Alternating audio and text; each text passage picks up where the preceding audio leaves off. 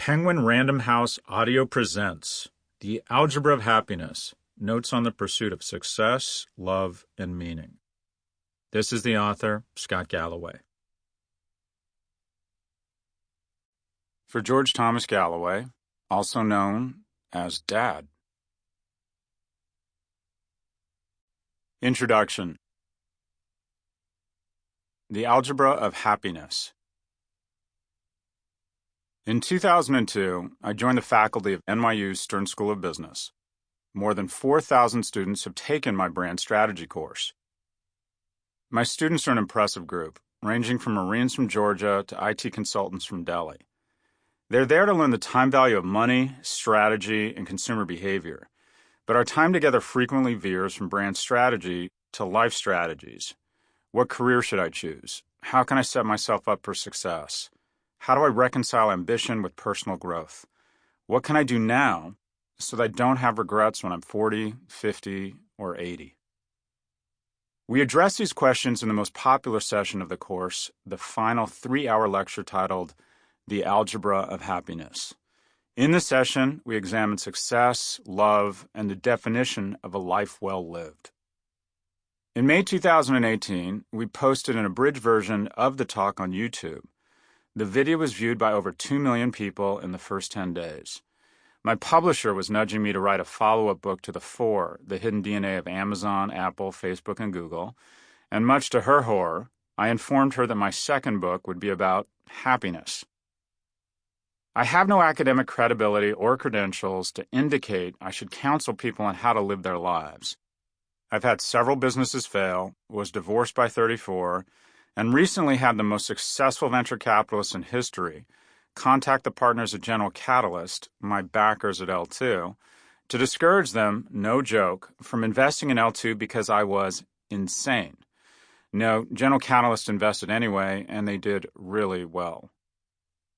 In fact, you'd need to squint pretty hard to view my life as a framework for happiness. I grew up an unremarkable kid in California in the 70s, skinny and awkward. I received mediocre grades and didn't test well either. I applied to UCLA and was rejected, which didn't seem like a big deal at the time, as my father assured me that someone with your street smarts doesn't need college. I had no street smarts, just a father with a new family who didn't want to pay for college. He did, however, secure me a job installing shelving. The job paid $15 to $18 an hour, which seemed like a lot of money at the time. I could buy a nice car, my only real goal at the time. During my senior year in high school, we'd walk into Westwood Village and get ice cream, and my friends would shoplift. I'd head home when my friends began shoving Peter Frampton shirts into their pants, not because I was more ethical than them, but because my single mother just couldn't handle a call from the LAPD to come get their son. Walking back from Westwood Village, I crossed Hillgard Avenue, where UCLA sororities lined the street. It was homecoming week, and there were thousands of young women standing in front of their houses singing songs, and generally looking like a cross between a Norman Rockwell painting and a late-night Cinemax movie. At that moment, I decided I needed to go to college and went home to write another letter to UCLA admissions. I told them the truth. I'm a native son of California, raised by an immigrant single mother who is a secretary, and if you don't let me in, I'm going to be installing shelving the rest of my life. UCLA admitted me 9 days before class started. My mom told me that as the first person to attend college on either side of the family, I could now do anything. As my options were now limitless, I committed to spending the next 5 years smoking a shit ton of pot, playing sports, and watching the Planet of the Apes trilogy several dozen times, only taking breaks from this routine for random sexual encounters. Except for the last part, I was hugely successful. By senior year, most of my friends were getting their act together, focusing on grades, grad school, or getting a job. As no good deed goes unpunished, I rewarded the generosity of California taxpayers and the vision of the regents of the University of California with a 2.27 GPA. I needed a fifth year at UCLA, as I had failed 7 classes and didn't have the credits to graduate. Again, not a big deal, as there was more pot to be smoked and sci-fi movies to be consumed. And there was nothing compelling waiting for me in the real world. My last year I had a roommate who was very ambitious, and I felt an odd sense of competition with him. He was obsessed with being an investment banker. I didn't know what investment banking was, but if Gary wanted it, I would do it. I interview well, and I lied about my grades and secured a job as an analyst with Morgan Stanley, an investment bank. It helped that the head of the group, like me, had road crew in college and had decided that all oarsmen were destined to be great investment bankers. After an unremarkable stint in investment banking, I decided I'd apply to business school, as I had no idea what I wanted to do, and my girlfriend and best friend were both headed to B school. The state of California took yet another risk on me, and I was admitted to Berkeley's Haas School of Business. During my second year, I was inspired by a professor, David Ocker, who taught brand strategy. While still in school, I founded a strategy firm, Profit. Profit did well, and I eventually sold the firm to Dentsu. In 1997, we decided to incubate several e-commerce firms in the basement of Profit's office, as that's what an MBA in San Francisco with a shaved head did. In sum, I was beginning to hit my stride, with the winds of processing power and the internet at my back. One of the firms, Red Envelope, got swept up in the prosperity of the age, culminating in a NASDAQ IPO, the only retail IPO of 2002. Blessed with extraordinary good luck, a great partner, my wife, and the wisdom to be born into the most prosperous era in history, I decided that rather than take stock of my blessings, I wanted more. More, goddammit. I wasn't sure what more meant, though, so I opted for different. I resigned from the board of Red Envelope, asked my wife for a divorce, moved to New York, and joined the faculty of NYU Stern School of Business. The correct diagnosis of me in my 30s? Character deficiency. In 2010, while on the faculty of Stern, I published a piece of research ranking luxury brands based on their digital competence. Many of the firms I ranked reached out and asked one simple question: who are you and why are you doing this? I recognized there was a commercial opportunity and founded the business intelligence firm L2.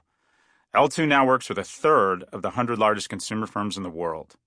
In 2017, L2 was acquired by Gartner, a publicly traded research firm. In entrepreneurship, the highs are very high and the lows very low. I struggle with mild depression, anger mostly, and spend a lot of time thinking about how to manage it without medication or therapy. To be clear, sometimes one or both are necessary, and I'm not judging either. This struggle has led me to the pursuit of knowledge on how to achieve not only success, but happiness. I share my findings on my blog, No Mercy, No Malice, but not in any organized fashion. This book is an attempt to remedy that.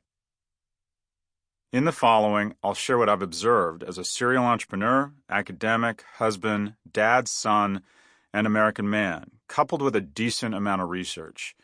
It's important to acknowledge that my thoughts in this book are observations, and not peer-reviewed academic research or a map sketched by someone who has already arrived at this place called happiness.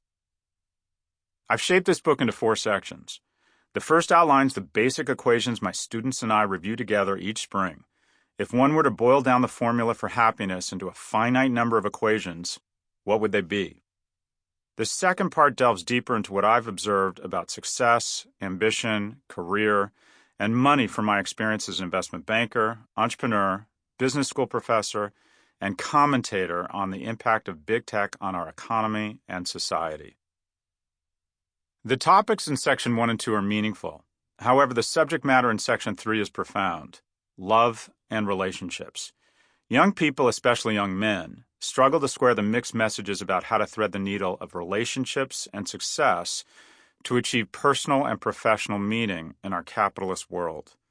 The fourth and last section challenges the listener to turn to the person in the mirror and address issues including the care and feeding of a physical body, inner demons, and our last days on Earth. Taking life advice from a depressed and insane professor may not make sense. Maybe. But I've done my homework, and for the next several hours, I'm your insane professor.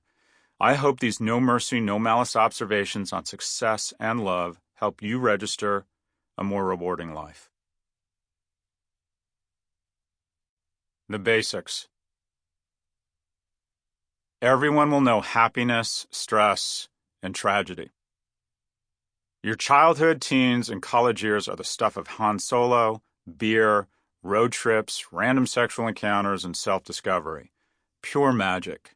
From your mid-20s through your mid-40s, however, shit gets real. Work, stress, and the realization that despite what your teachers and your mom told you. Sample complete. Ready to continue?